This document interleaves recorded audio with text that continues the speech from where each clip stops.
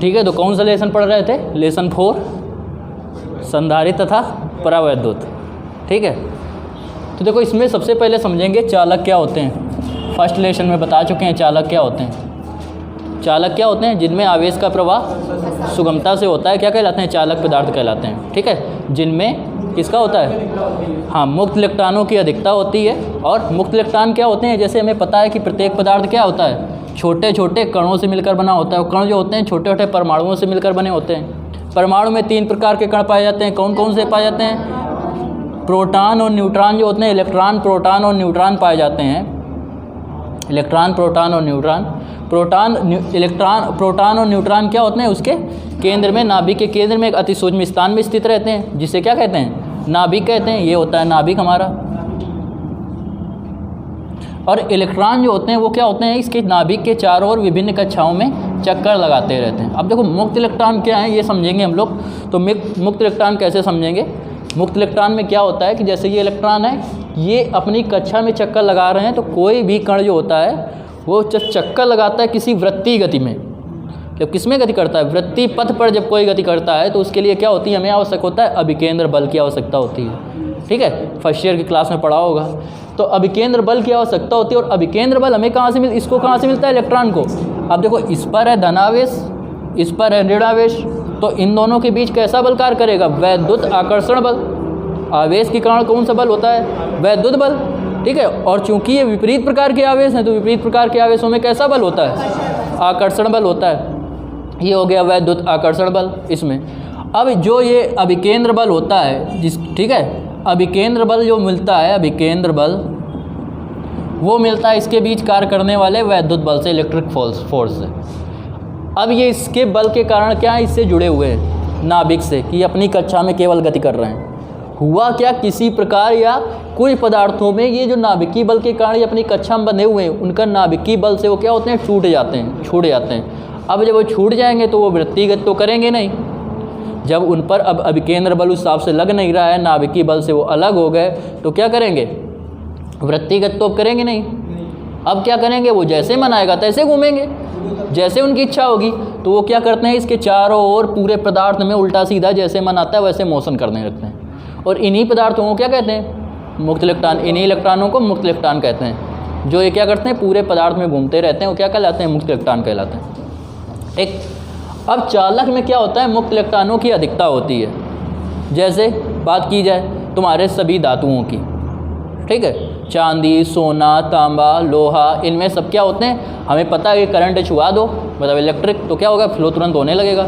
लेकिन ये एक सूखी लकड़ी लें, अब एक तार को क्या करें? इसमें एक तार है, इसमें करंट का फ्लो हो रहा है, धारा का। ठीक है, धारा है मतलब आवेश है। ठीक है, आवेश का इसमें अगर करंट का फ्लो हो रहा है, गति कर रहा है, मोशन में है। हमने क्या किया कि इसमें एक लोहे का दूर से देखा, गलती से हमसे कुछ कर रहे थे, इसमें तार छू गया, या सरिया उठाई उसको छुआ दिया, लोहे की थी, क्या करेगा? हमें तुरंत उठा के पटक देगा, मतलब करंट फील होगा ना। लेकिन ये क्या करें? एक सूखी लकड़ी लें, ठीक है, और फिर चाहे उसको जो कुछ करें, या प्लास्टिक ले लें, ठीक, उसको टच करें, करंट मारेगा? नहीं मारेगा। ठीक, तभी प्लास्टिक की कोटिंग की जाती है, ऊपर चढ़ा दिया जाता है, प्लास्टिक चढ़ा दी जाती है, जिससे छूने पर क्या हो? करंट ना हो। ठीक है, बात समझ में आ रही है?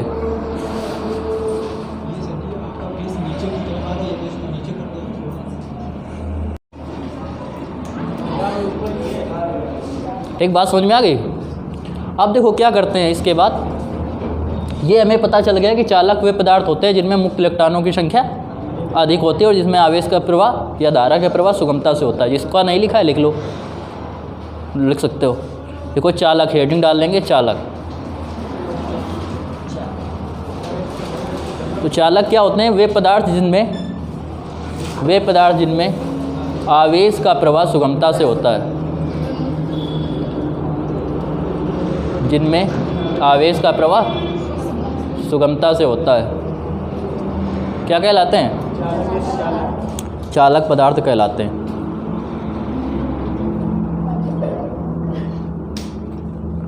चालक पदार्थ कहलाते हैं। क्लियर? देखो इनमें या चालक पदार्थों में मुक्त इलेक्ट्रॉन पर्याप्त मात्रा में उपस्थित होते हैं। मुक्त इलेक्ट्रॉन पर्याप्त मात्रा में उपस्थित होते हैं। जो आवेश वाहक का कार्य करते हैं, जो आवेश वाहक का कार्य करते हैं।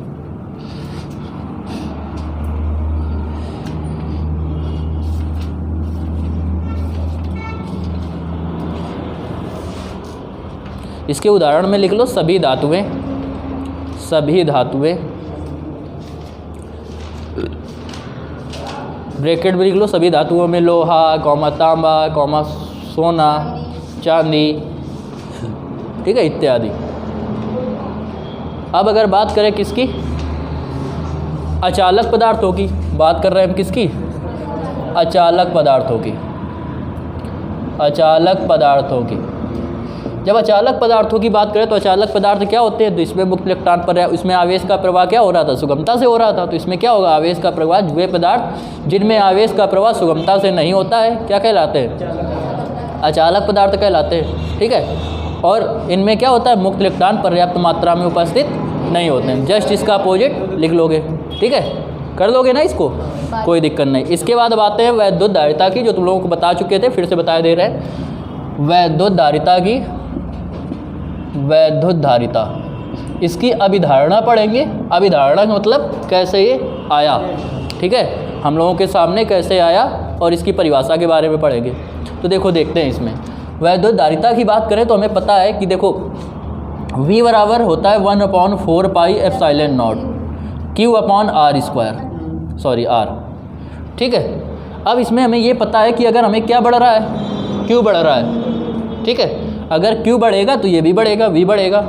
Q घटेगा तो क्या होगा, V भी घटेगा। या इसके हम अपोजिट कह सकते हैं कि V घटेगा तो Q घटेगा, V बढ़ेगा तो Q बढ़ेगा, ठीक है। मतलब हमें इससे ये पता चला कि Q जो होता है वो प्रोपोर्शनल टू होता है किसके, V के होता है, ठीक है। अब इसका मतलब हम इससे ये कह सकते हैं कि जब किसी पदार्थ को आवेश दिया जाता है तो उसका विभव भी आवेश के अनुपात में बढ़ता जाता है। अभी हमने पढ़ा भी ना V से, V/4 पाई एप्सिलॉन 0 Q/r, पीछे वैद्युत विभव में पढ़ चुके हैं, ठीक है।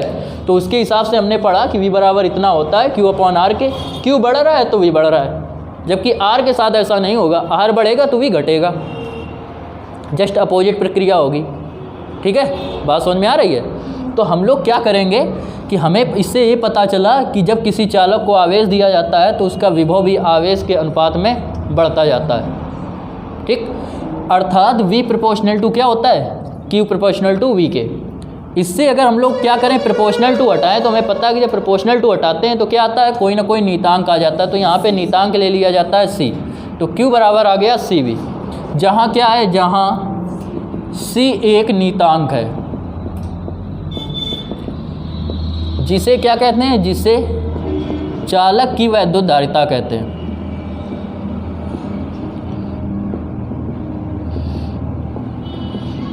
इसे ही चालक की वैद्युत धारिता कहते हैं। तो Q प्रोपोर्शनल टू आया V के और Q बराबर हो गया C के, जहाँ पे C एक नीतांक है अनुक्रमानुपाती, जिसे चालक की वैद्युत धारिता कहते हैं। इससे अगर हमें बात की जाए C की, तो यहाँ से अगर C का फार्मूला लें तो क्या आएगा, Q/V आएगा, ठीक।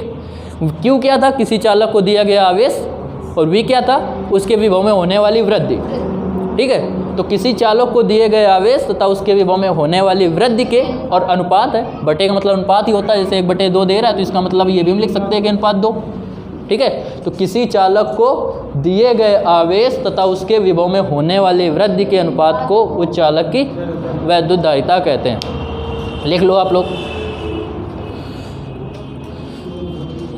वैद्युत धारिता हेडिंग डालो, उसमें लिखो जब किसी चालक को आवेश दिया जाता है।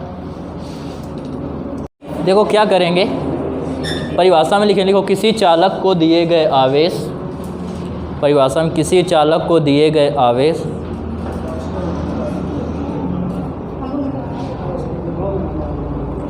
किसी चालक को दिए गए आवेश तथा उसके विभव में होने वाली वृद्धि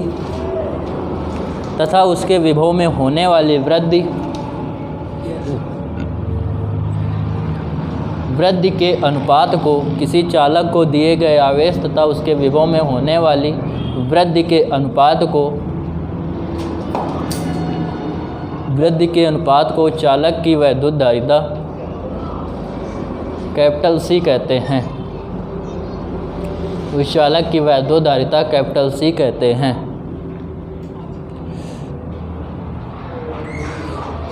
ठीक है, अब देखो इससे इसके मात्रक की अगर बात करें तो C बराबर आया Q/V। Q का मात्रक क्या होता है? कूलाम होता है। और V का मात्रक क्या होता है विभव का? वोल्ट। तो इसका मात्रक आ गया कूलाम प्रति वोल्ट। और एक होता है क्या? अथवा फैराड। ठीक है, जैसे इसको हम बता चुके हैं आप लोगों को कि जैसे अब देखो दो नाम कैसे हो गए। ठीक है, इनके दोनों के द्वारा ये बना। ठीक है, तो ये दोनों नाम, जैसे आपका जो जन्म हुआ वो आपके मम्मी पापा के द्वारा हुआ। आपको अगर जाना जाता है तो उनके नाम से भी जाना जाता है। आपको अगर कभी कहोगे तो बताया देगा कि उनके लड़के हैं या उनके लड़की हैं, मम्मी पापा का नाम लेके। तो ये हो गए इनके जनक, इनसे मिलके बना। ठीक है, तो एक इनके नाम से जाना जाएगा और एक इनका खुद का नाम होगा। जैसे आप लोगों का भी क्या एक पर्सनली नाम है, सेम ये हो गया, ऐसे जाना जाता है। अब बात करें किसकी? इसके विमीय विश्लेषण की, विमीय सूत्र की। तो विमीय सूत्र की जब बात करते हैं धारिता की, तो धारिता की जो विमा होगी, धारिता की विमा, तो हमें पता है ऊपर दे रहा है Q, तो Q की विमा, और नीचे क्या दे रहा है? V, तो V की विमा। और Q है आवेश, और आवेश की विमा होती है AT, धारा इंटू समय होता है आवेश Q बराबर। ठीक है, इसके बाद विभव की बात करें तो क्या होता है? ML2T-3 और A-1 या इनवर्स। ठीक है, अब इससे अगर हम देखते हैं तो हमें क्या पता चलता है कि ये यम ऊपर जाएगा तो क्या हो जाएगा? m की पावर -1। l ऊपर जाएगा तो l की पावर -2।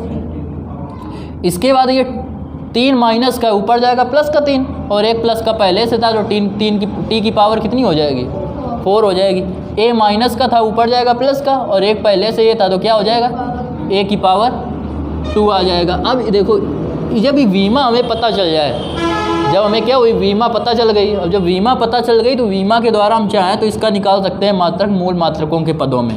तो धारिता C का मात्रक मूल मात्रकों के पदों में, मूल मात्रकों के पदों में,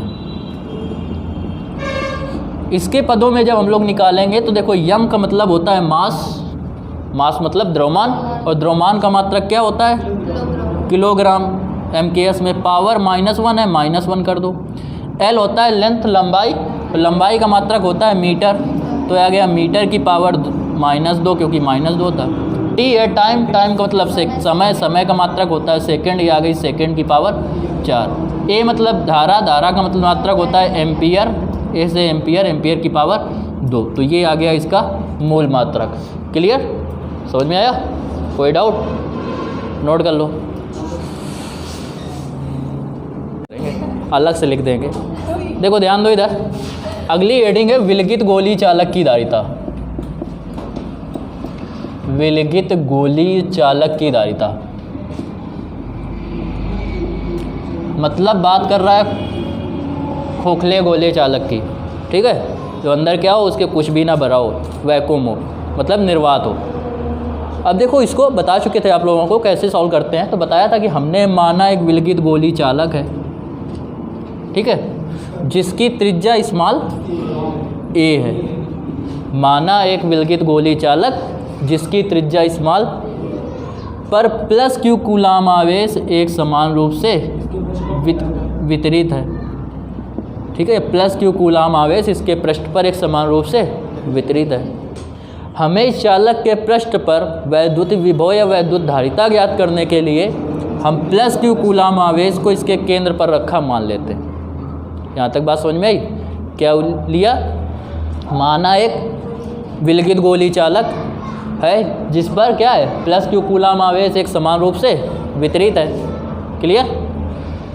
जिसकी त्रिज्या स्मॉल a, माना एक विलगित गोली चालक जिसकी त्रिज्या स्मॉल a है पर प्लस Q कूलाम आवेश एक समान रूप से वितरित है।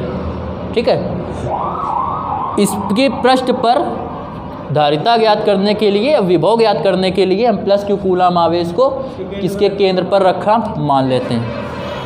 तब इस प्लस Q कूलाम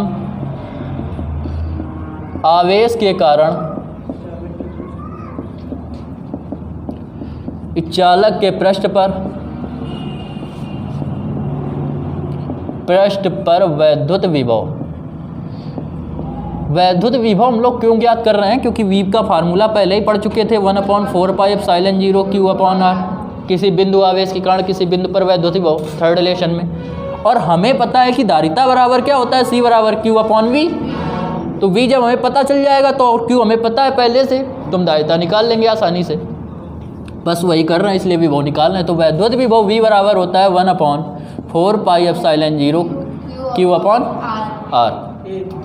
तो यहाँ पे R की जगह कितना है, A है, तुमने A ले लिया, ठीक है। अब ये आ गया आपका V। अब निकालेंगे अतः चालक की वैद्युत धारिता,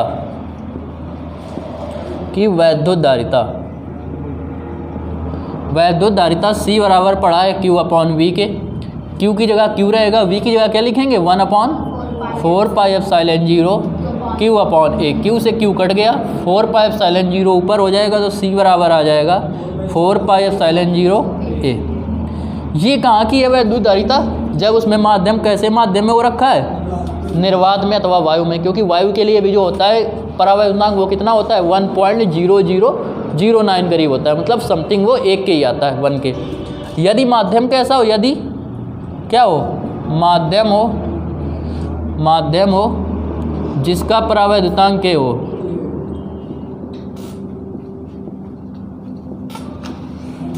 कैपिटल K हो, तब C बराबर क्या होगा, 4πε0 K/A।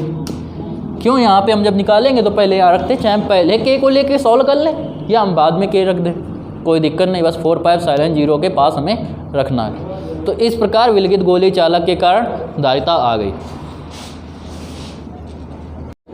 ठीक है। तो ये समझ में आ गया क्या था, इसका मात्रक क्या होगा, फैराड।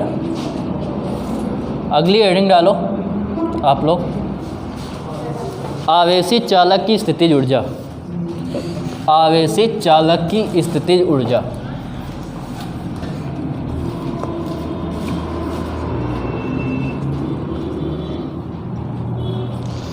आवेशित चालक की स्थितिज ऊर्जा, बात समझ में आ रही कि नहीं, ठीक है। यहाँ तक तो कोई किसी को दिक्कत नहीं है, पीछे जितने बताए सबको आ गया समझ में। अब बात करते हैं आवेशित चालक की स्थिति। अब देखो, किसी चालक को आवेशित करने के लिए हमें क्या करना पड़ता है, कार्य करना पड़ता है। किसी चीज़ को हम आवेशित कर रहे हैं तो हमें क्या करना पड़ेगा, कार्य करना पड़ेगा। और यही कार्य जो होता है वो चालक में किसके रूप में संचित हो जाता है, स्थितिज ऊर्जा के रूप में संचित हो जाता है, ठीक है। किसी चालक को आवेशित करने में हमें कार्य करना पड़ता है जो उसमें स्थितिज ऊर्जा के रूप में संचित हो जाता है। लिखो इतना, ठीक है। यहाँ तक बात समझ में आई, कोई दिक्कत नहीं, पता चल गया कि आवेशित चालक की स्थितिज ऊर्जा क्या होती है। यहाँ तक क्लियर हो गया ना। अब देखो इसको समझो क्या होता है। देखो जैसे हमने क्या किया, किसी चालक, कोई चालक था, उस पर कोई आवेश नहीं था, मतलब उन्हें न्यूट्रल पोजीशन पे था, मतलब आवेशहीन था, ठीक। ये कोई चालक है, ये अपनी उदासीन पोजीशन पे, न्यूट्रल पोजीशन पे, इस पर कोई भी आवेश नहीं है। और आवेश नहीं तो इसका मतलब क्या है कि विभव भी नहीं है, क्योंकि हमें पता है कि V बराबर होता है 1/4πε0 Q/R। तो Q नहीं है, Q है नहीं, Q 0 हो गया। जब Q 0 है तो क्या होगा, V 0, जाहिर सी बात है। अब V जब 0 है तो क्या करेंगे इस पर, अब हमें पता लगा कैपिटल Q, स्मॉल q जो है, इसको हम चार्ज देना चालू कर रहे हैं। उसको हम क्या करेंगे, छोटे छोटे भागों में डिवाइड करके देना है। अभी इस पर कोई चार्ज नहीं है तो एक छोटा सा चार्ज लिया, इसको दे दिया, हमें कोई कार्य नहीं करना पड़ेगा, ठीक, क्योंकि इस पर कोई आवेश नहीं है, उदासीन है। तो इस पर जब एक छोटा सा आवेश दिया तो कोई कार्य नहीं करना पड़ेगा। लेकिन जब वो दे दिया तो इस पर क्या आ गया, अब आवेश आ गया। अब ये क्या करेगा, इस पर आवेश, और जो देंगे वो तो आवेश है ही, तो ये क्या करेंगे, सेम है तो ये प्रतिकर्षण बल लगाएंगे, ये उसको जल्दी नहीं लेगा, ठीक है। अब जब इसको हम देंगे उसको, तो हमें क्या करना पड़ेगा, बल लगाना पड़ेगा, और बल लगा के इसको क्या करेंगे, कार्य करेंगे। बल जब लगा के इसको यहाँ पे आके हम इसको यहाँ पे धर दिया जबरदस्ती, तो हमें क्या करना पड़ रहा है, कार्य करना पड़ रहा है, छोटा सा दिया। ऐसे हम धीरे धीरे जितना देते जाएंगे उतना ज़्यादा बल लगाएगा, क्योंकि उतना ज़्यादा प्रतिकर्षण करेगा। अब पता लगा इसको 0 था पहले, तो जब आवेश 0 था तो इसका विभव भी कितना था, 0 था। जब पूरा आवेश इसको Q दे दिया तो इसका विभव बढ़ के कितना हो गया, V हो गया। इससे हमने निकाला कि औसत विभव,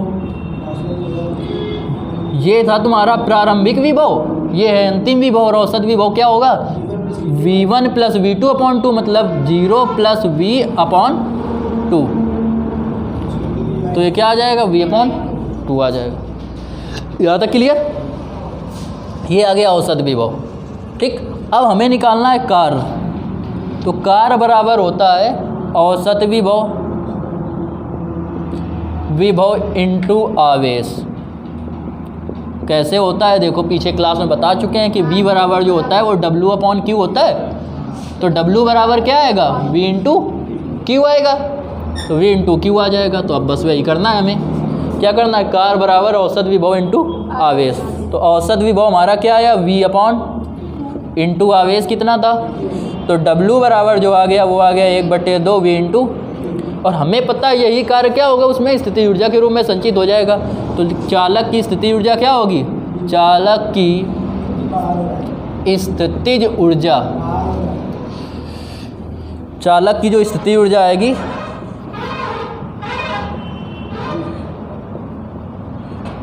ऊर्जा वो आ जाएगी U बराबर किए गए कार्य के मतलब 1/2 V × Q। यहाँ तक बात समझ में आई? अब यहाँ तक क्लियर? ठीक है, तो लिखेंगे यहाँ तक लिखो।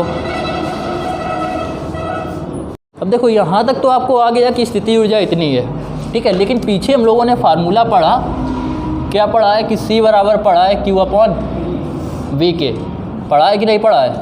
परंतु C बराबर Q/V के, इससे हम अगर Q निकालेंगे तो क्या आएगा CV आ जाएगा। CV का मान इसमें रख देंगे, तो समीकरण 1 से रखेंगे जब CV का मान U बराबर तो आएगा 1/2 V। Q की कितना रखेंगे CV, तो U कितना हो जाएगा 1/2 CV²। हो गया, इतने जूल। मात्रक क्या होता है ऊर्जा का, जूल होता है। कार्य का या ऊर्जा का, समीकरण 1 था। अब इससे ज़रूरी है कि हम Q के फॉर्म में लिखें, Q का मान लिखें, हम V का भी तो मान लिख सकते थे। इससे V का मान निकाल लो।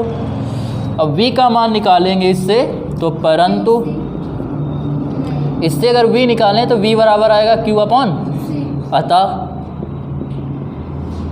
इससे जब निकालेंगे यहाँ पे V रखेंगे, तो V जब रखेंगे यहाँ पे V रख दो V की जगह, तो U बराबर आएगा 1/2 C V², और V की जगह दे रहा है Q/C, तो इसका स्क्वायर करेंगे तो Q² कितना आ जाएगा, इससे एक C कैंसिल हो जाएगा, तो U बराबर आ जाएगा 1/2 Q² इतने जूल।